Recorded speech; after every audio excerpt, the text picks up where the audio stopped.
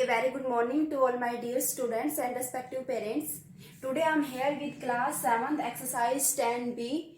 Now we will start from question number 15. Question number 15 is, in an election there are two candidates, candidate A and B. Total number of voters in this election was 60,000. 80% of the votes were polled. Means जो total votes है वो किसके equal है 60,000. But कितने candidates है जिन्होंने vote दी है 80%. Total vote में से 80% लोगों ने वोट दी है. तो हम ये फाइंड आउट कर लेते हैं भाई इतने लोगों की टोटल वोट्स थी और इसमें से दी कितने हैं 80% ने. तो हम इसका निकाल लेते हैं 80%. परसेंटेज का साइन रिमूव हो गया बाई 100 मल्टीप्लाई बाई 60,000. तो ये हमारे पास किसके इक्वल आ गया 48,000. मतलब टोटल 60,000 में से सिर्फ 80% ने दी है, 20% ने नहीं दी. तो जिन्होंने दी है उनका नंबर्स कितना हो गया 48,000. 48,000 में से क्या हुआ, जो दो कैंडिडेट थे ए और बी, ए को कितने मिले 60%. अब हम ये फाइंड आउट कर लेते हैं जो टोटल वोट्स हुए हैं उनका 60% ए को मिला है. तो इनका जो 60% है वो किसके इक्वल है 60% है. परसेंटेज का साइन रिमूव हो गया बाई 100 मल्टीप्लाई बाई 48,000. 20 से 20 कैंसिल हो गई. ये हमारे पास आ गया 28,800. मतलब ये वोट्स मिले हैं ए को. टोटल में से ये वोट्स मिले हैं ए को. बी का हम बता सकते हैं टोटल में से किसका माइनस कर देते हैं ए का. ये टोटल वोट्स हुए थे, इनमें से हम ए का माइनस कर देंगे तो हमारे पास किसकी वोट्स आ जाएगी बी की. मींस जो ए कैंडिडेट है उसको ये वोट्स मिली है और जो बी कैंडिडेट है उसको 9,200 वोट्स मिले हैं. Now question number 16. The price of a shirt is reduced by 12% in a discount sale. एक शर्ट है उसका प्राइस क्या हो गया रिड्यूस हो गया. रिड्यूस होना मीन्स कम होना. कितना कम हो गया 12%. और कम होने के बाद जो प्राइस है वो किसके इक्वल हो गया ₹1188 प्रेजेंट प्राइस. पहले नहीं पता हमें कितना था. जो पहले प्राइस था उसका 12% रिड्यूस हो गया. तो हम पहले क्या मान लेते हैं जो शर्ट है उसका प्राइस क्या था लेट रुपीज एक्स. पहले एक्स रुपीज था. रिड्यूस कितना हुआ 12%. हम x का फाइंड आउट करते हैं 12%. किसके इक्वल आ जाएगा यहां से 12x अपॉन 100. रिड्यूस हो गया, कम हुआ है. पहले x था, x में से कितना रिड्यूस हो गया. यहाँ पे हम इसको लोवेस्ट फॉर्म में कर लेते हैं. 4 3 12 4 2 8 4 5 20. 3x upon 25. पहले प्राइस x था, x का 12% रिड्यूस. अगर इंक्रीज होता तो हम प्लस का साइन करते. रिड्यूस हुआ है, कम हुआ है तो हमने किसका साइन यूज किया माइनस का. रिड्यूस होने के बाद किसके इक्वल हो गया 1188. यहाँ से हम x की वैल्यू फाइंड आउट कर सकते हैं. x की वैल्यू मतलब जो शर्ट है उसका पहले ओरिजिनल प्राइस रिड्यूस होने से पहले क्या था. यहाँ पे देखिए 25 एलसीएम होगा. ये 25x माइनस 3x किसके इक्वल आएगा 22x upon 25 is equal to 1188. x equals to 1188. 25 चला जाएगा मल्टीप्लाई में और ये 22 कहाँ जाएगा डिवाइड में. अब हम इसको कैंसिल आउट कर लेते हैं किससे 11 से. 11 2 20 टू 11 1 11 0 8 कैरी किया 0 अगेन 8 कैरी किया 11 8 88. यहाँ पे कैंसिल आउट कर लेते हैं 2 से 2 5 10 2 4 8. मल्टीप्लाई कर लेते हैं किसकी 25 की और 54 की. 25 मल्टीप्लाई 4 100. तो ये हमारे पास किसके इक्वल आ जाएगा यहाँ पे 0.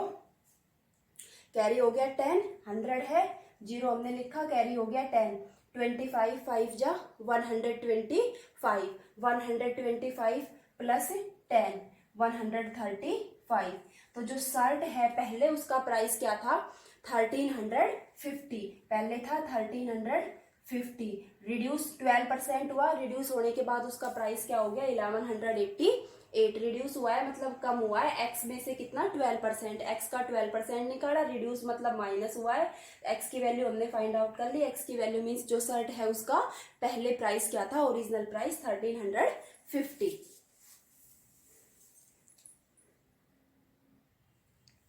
Question number 18. After spending 80% of his income and giving 10% of the remainder in the charity, a man has rupees 46,260 left with him. Find his income. हमें ये बताना है कोई पर्सन है, उसने क्या किया, अपनी जो इनकम है उसका 80% स्पेंड कर दिया. टोटल इनकम का 80% स्पेंड होने के बाद जो उसके पास रुपीज बच गए उनका 10% उसने क्या किया, दान दे दिया चैरिटी में. फिर उसके बाद क्या है, जो बच गए 10% देने के बाद जो बच गए वो किसके इक्वल है, 46,260 के इक्वल है. तो हमें ये बताना है कि जो उसकी इनकम है वो स्टार्टिंग में क्या थी. हमने किसके इक्वल ऐड कर लिया, एक्स के इक्वल ऐड कर लिया. नहीं पता उसकी इनकम कितनी थी, हमने क्या मान लिया, एक्स की. स्टार्टिंग में उसकी इनकम थी एक्स. एक्स का 80% उसने क्या किया, स्पेंड कर दिया. तो पहले हम फाइंड आउट कर लेते हैं जो एक्स है उसका 80% किसके इक्वल होगा. 2 से कैंसिल हो गया, 2 4 8 2 5 10 किसके इक्वल आ गया, 4/5. मतलब इतने रुपए क्या हो गए, स्पेंड हो गए. तो बच कितने गए, टोटल एक्स थी, एक्स में से ये क्या हो गए, खर्च हो गए. बच कितने गए, एक्स माइनस 4x/5. एलसीएम लेके सोल्व किया, ये 5x माइनस 4x x/5. ये रुपीज बच गए. बचने के बाद क्या हुआ, उसका 10% और उसने दान दे दिया. मतलब ये बचे हुए हैं, इसका पहले हम निकालते हैं 10%. इसका 10% किसके इक्वल होगा, 10/100. 0 से 0 कैंसिल, 5 × 10 50 x/50. ये रुपए उसने दिए हैं दान में. दान में देने के बाद उसके पास बच कितने गए, ये बचे हुए थे x/5, इसमें से ये और दे दिए. x/5 means minus x/50. देने के बाद उसके पास क्या बचा, 50 एलसीएम आएगा, 10x माइनस x 9x. ये रुपीज उसके पास बच गए. जो बची हुई अमाउंट है वो किसके इक्वल है, इसके इक्वल. यहाँ से हम फाइंड आउट कर लेते हैं x की वैल्यू. इधर 50 डिवाइड में है, इस साइड जाएगा मल्टीप्लाई में. 9 मल्टीप्लाई में है, 9 जाएगा डिवाइड में. 9 से कैंसिल आउट हो गया, 9 4 36, 9 5 पे जाएगा, 9 5 45, 1 बचेगा, 9 1 9, 3 बचेगा, 9 4 36. यहाँ पे 0 मल्टीप्लाई होने के बाद हमारे पास आ गया इसके इक्वल. मतलब जो उसकी इनकम है वो इतने रुपीस के इक्वल थी. Okay,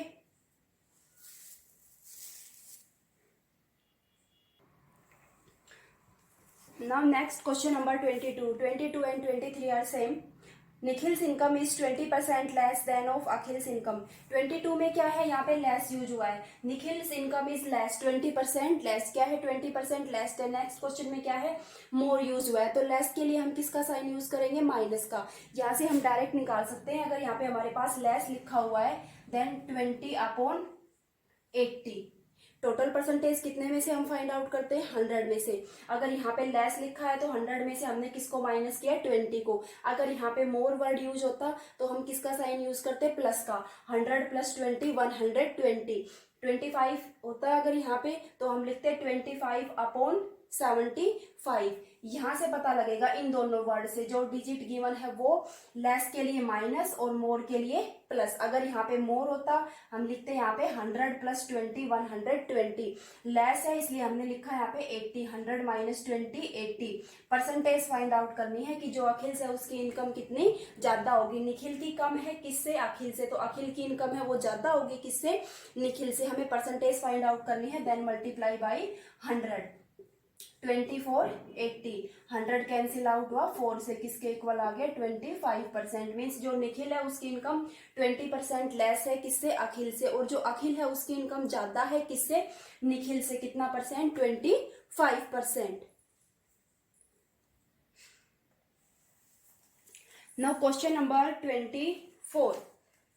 the value of machine depreciates 10% every year. Depreciates बोल सकते हैं या डिक्रीज बोल सकते हैं. एक मशीन है उसकी वैल्यू क्या है, जैसे ही 1 ईयर कंप्लीट होता है 10% डिक्रीज हो जाती है. जितने में हमने उसको लिया था उससे 10% डिक्रीज हो जाती है.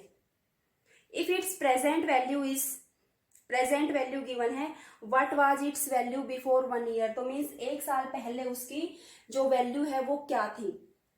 अभी हमने क्या किया, वैल्यू ऑफ मशीन डिक्रीज या डिप्रेट्स. कितना डिप्रेट्स हुई, 10% डिप्रेस हुई.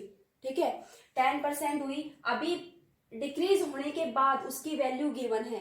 हमें नहीं पता एक साल पहले वो किसके इक्वल थी, किसके इक्वल ऐड कर लिया, एक्स के इक्वल। मींस 1 ईयर बिफोर, एक साल पहले जो मशीन है उसका जो प्राइस है वो किसके इक्वल था, एक्स के इक्वल था। अभी 1 ईयर लेटर क्या हुआ, उसका प्राइस डिक्रीज हो गया। कितना, जो प्राइस था उसका 10% डिक्रीज हुआ है, इसलिए हम साइन यूज करेंगे माइनस का। अगर यहाँ पे इंक्रीज होता, जैसे पॉपुलेशन के केस में क्या हो गया, इंक्रीज हो गया, तो हम साइन यूज करेंगे प्लस का। डिक्रीज हुआ है तो साइन यूज कर रहे हैं हम यहाँ पे माइनस का। जो पहले वैल्यू थी उसका 10%, तो पहले वैल्यू एक्स थी, हमने उसका फाइंड आउट किया 10%। 10/100, परसेंटेज का साइन रिमूव हुआ, डिवाइडिंग बाई 100। 10 से 10 क्या हो गई, कैंसिल। यहाँ पे हमारे पास बचेगा x/10। x में से हमने माइनस किया, एलसीएम 10 हो गया, 10x माइनस एक्स 9x। ये क्या है, 1 ईयर लेटर उसकी वैल्यू है, बट ये गिवन है हमारे पास किसके इक्वल है, तो यहाँ से हम फाइंड आउट कर लेते हैं एक्स की value.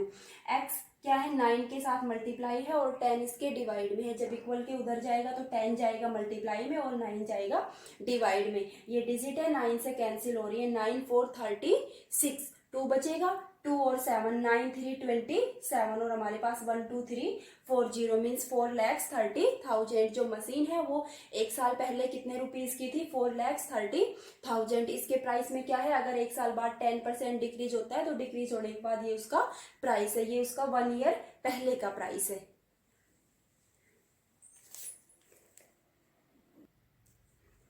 Now last question number 27. Due to an increase in the price of sugar by 25%, sugar का प्राइस 25% बढ़ने के कारण by how much percent must a householder decrease the consumption of sugar so that there is no increase in the expenditure of the sugar? Means sugar का price बढ़ने के कारण हम उसकी अमाउंट में कितना परसेंट कम करें कि कोई इफेक्ट नहीं पड़े किसके ऊपर, प्राइस के ऊपर। पहले क्या है भाई, हमें सपोज कर लेते हैं कितने रुपए में मिल रही है, 100 रुपीज में कितने किलोग्राम मिल रही है, 100 किलोग्राम।